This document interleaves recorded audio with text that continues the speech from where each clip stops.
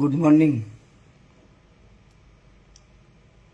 আজকে আমি ওদের কাছে শঙ্করীর কাছে খারাপ।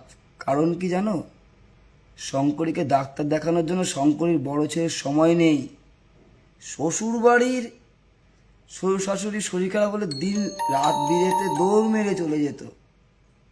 হ্যাঁ, শাশুড়ির শরীর খারাপ করলে, শ্বশুর শরীর খারাপ করলে, আর নিজের মায়ের শরীর খারাপ করলে পরে মদ খেয়ে ঘরে পড়ে থাকতো।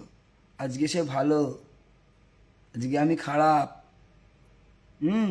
যেই বড় ছেলে মায়ের কিছুই করতো না, ডাক্তার মাক্তার দেখাতো না, হ্যাঁ, মদ খেয়ে ঘরে পড়ে থাকতো, আজকে সে অনেক ভালো। আর একটু কিছু হলে জ্বর হয়ে যেত। ওর বিয়ের সময় লাথি মেরে ছাদ দিয়ে ফেলে দিচ্ছিল, লাথি মেরে ছাদ দিয়ে ফেলে দিয়েছে, কিন্তু হাত দিয়ে আমি ধরে নিয়েছি, তাই আমি খারাপ। মার মুখ দিয়ে রক্ত বেরোচ্ছিল, ডাক্তার দেখাতে নিয়ে গেছিলাম, তাই আমি খারাপ। বাড়িতে রাত্রেবেলা বমি করতে করতে গ্যাস মাথায় উঠে গিয়ে পেট মেট ফুলে যাচ্ছিল, সেই রাত্রেবেলা মারুতি ডেকে নিয়ে গিয়ে ডাক্তার দেখাতে নিয়ে গেলাম, তাই আমি খারাপ। আমার বাচ্চা মেয়েটা সারাদিন হসপিটালে ছিল একটা ছোট ফোন নিয়ে, যে কিছু হলেই বাবাকে ফোন করব, তাই আমার ছোট মেয়েটা খারাপ। এসব মা বাপ না, খানকির ছেলেদের জলে ডুবে মরে যাওয়া উচিত,